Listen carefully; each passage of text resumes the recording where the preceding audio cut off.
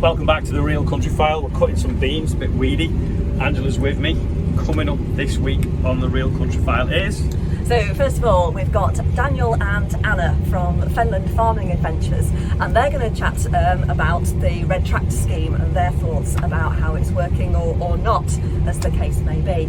And then following that, I talked to a young farm contractor who's got a new baler, which actually negates the need for bale wrap. So we'll have a look and see how that works. Right, so over to Daniel and Anna at Fenland Farming Adventures. Hello, the Real Country File. We are Fenland Farming Adventures, and we are in the Fens. We are the #1 potato farm in the UK.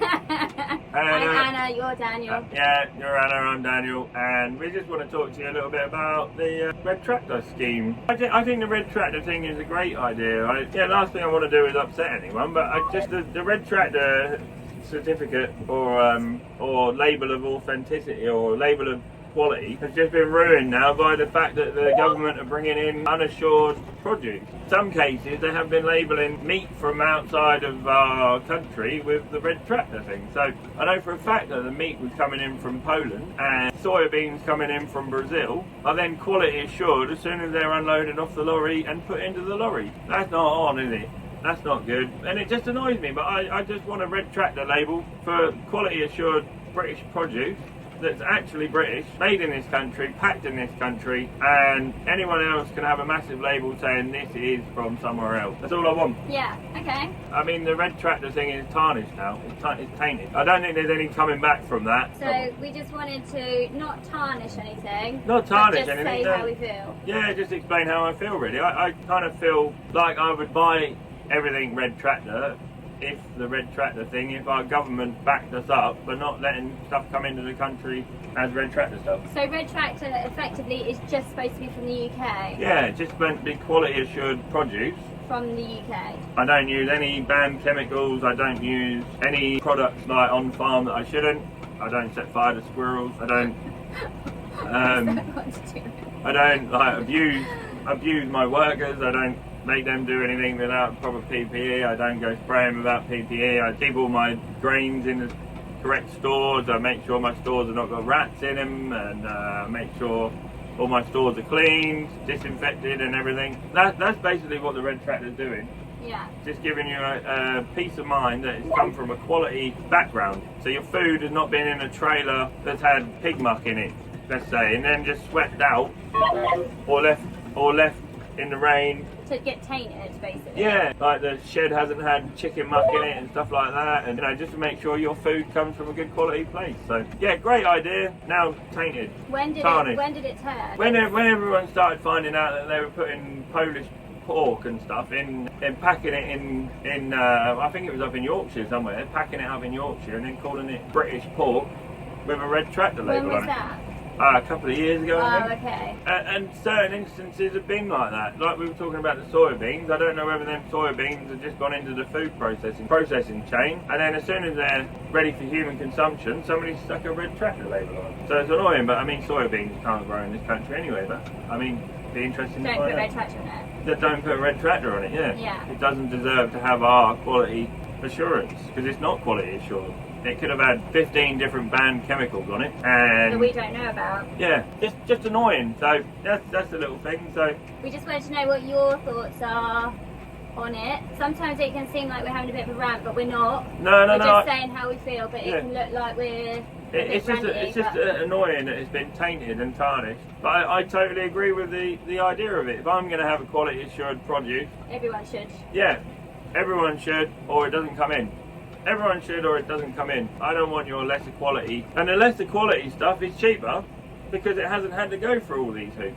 Yeah. And that's another annoying thing. Because then your stuff's looking like it's too much money. Yeah, so my quality product that has had somebody crawling all over it, testing everything on the farm they've tested and come and checked and made sure everything was clean, tidy, and working properly. They haven't had any of that, so they can produce it cheaper. You know, it's basically there to come and see where all my waste oil goes and all my recycling goes to the correct place and stuff. And every time one of them little things happens, it cost me 150 quid, 200 quid, you know, and then it cost me £300 for him to come out for the day to check all my paperwork. You have to pay for it? Yeah, I have to pay for it, yeah. Oh, I have to pay for my recycling and stuff, don't I? So, yeah. Not having a rant, I think the idea is great. I think it's well worthwhile.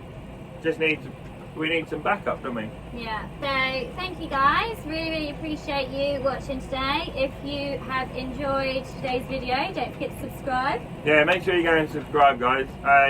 Really help cheer me up while I've got pneumonia. Cheers, guys. Bye. See you later. Bye. So yeah, as we said, we're not having a rant about it. We're just having a chat about it. Yeah. Just putting our thoughts out there. Not a rant. But, you know, we have spoken about it a little bit on our channel, so we just thought it's worth mentioning to you guys, seeing what you guys think. And, yeah, we really appreciate you watching. Thanks, guys. Cheers, bye.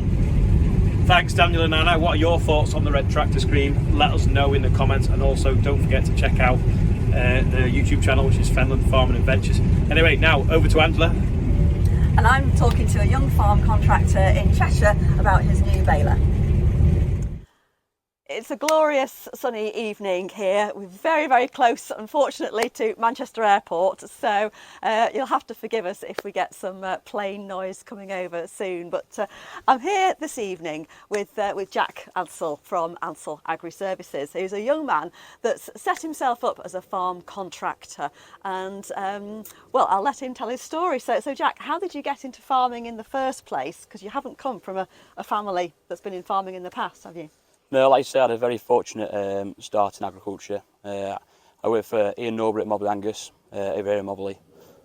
Self-explanatory, really, isn't it? But basically, I sent Ian a letter when I was 10 years old, asking if I could come down and help on the farm, because I've always seen him out in the fields, etc.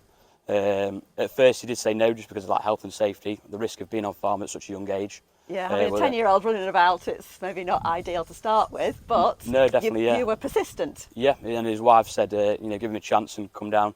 So I came down on a Friday night and just did some basic jobs, put up a few electric fences. And then Ian said, can you come back tomorrow? We're doing combine at the farm. Went combine, we learned to drive tractor on that Saturday. And then he said, can you come back again tomorrow on the Sunday?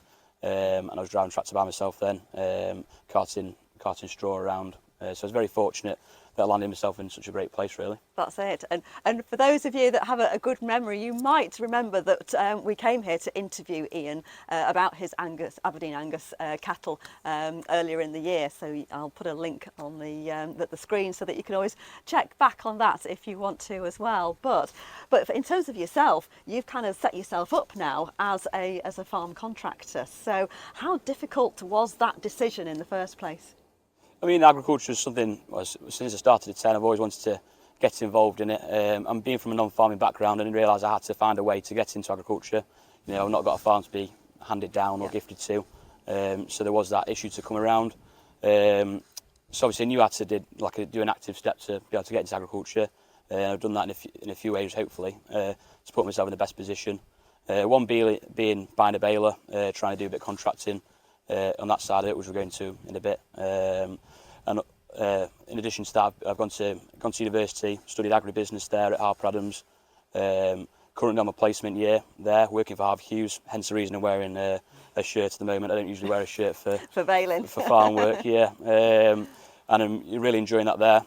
Definitely a different side of agriculture, different working in an office, but it's great fun, and hopefully I can tie that consultancy into the future career as well as agriculture. But not many 20, what are you, 21, 20? 20, yeah. Yeah, not many 20-year-olds have a baler of their own, and this one that you've got that we're going to have a look at shortly is a little bit special. So let's just head over to the baler and you can tell us a bit more about it. Yep. So Jack, this is the piece of machinery that you bought as an investment for your contracting business. So just tell us about this and what's special about it. Yeah, okay, so this is my baler. This is a round belt baler. So it's a bit different from traditional balers that you see. Traditional round balers you see in Cheshire. Usually it'll be what's called a roller baler. So it's a fixed chamber, so there's 16 rollers that spin around in a circle. and then as the bale builds, the final bit, it puts a load of pressure on at the end. This is a bit different concept and a bit different design. In this one, the belts actually put pressure on from the start, and as the bale grows, it will put pressure on the bale throughout as it's producing. The reason we've gone for this is our concept of what we do is like outwintered hay. So we produce hay on the farm for the winter feed, and when we produce it, we use this belt baler, and because it bales it in so many layers and bales it quite tight on the outside, it means that the weather, the rain, and any weathering that happens to it, all sheds off the outsides as opposed to seeping through and rotting the bale. So what we can do is we can leave them bales outside and save on wrapping the bales. We do say we save about £7 a bale in terms of the actual wrapping cost, the wrap itself, and then disposing of the wrap. And obviously the positives of that is that we don't have to. It's a lower carbon footprint, and it's reducing our farm plastic waste, which also helps us massively. And what reaction have you had from people that you've been working for that maybe haven't had this kind of baler on their farm before? Yeah, I mean, one of the first customers we had was asking for, people. Some customers do specifically ask for this to suit their system. It suits in different ways. These bales can roll out to 150 metres, so you can spread it out across the field, and it spreads organic matter when they're eating it in the winter.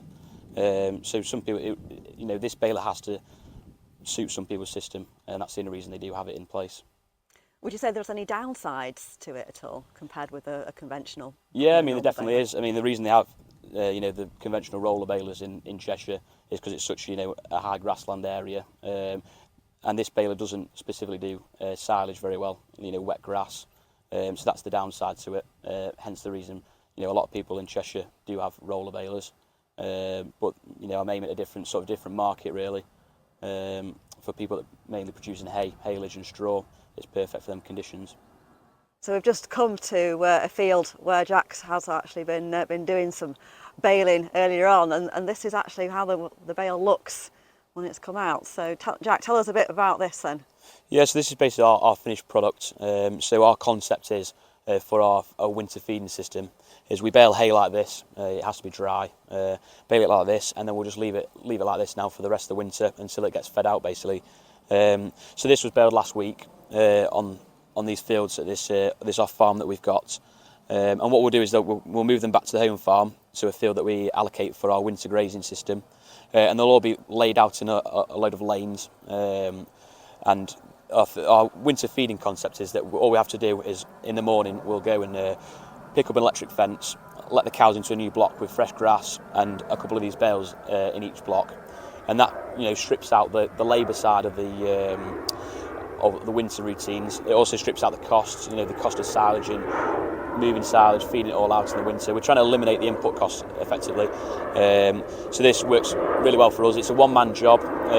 Doing 110 cows, we can do that in 10 minutes maximum, as opposed to maybe an hour and a half, 2 hours it might take when they're in sheds. So that's the concept we follow. They'll stay out in lanes on the sides like this, and then one day a week, two of us will go and we'll push all the bales onto their ends, take all the net off, and then a one man can run the operation for the rest of the week then. Very good. So the best way of making a profit in any business is stripping out unnecessary costs and labour work as well. So let's hope this works for you. So thanks very much for having us, and we'll put your contact details on the link below the video as well. Thank you very much.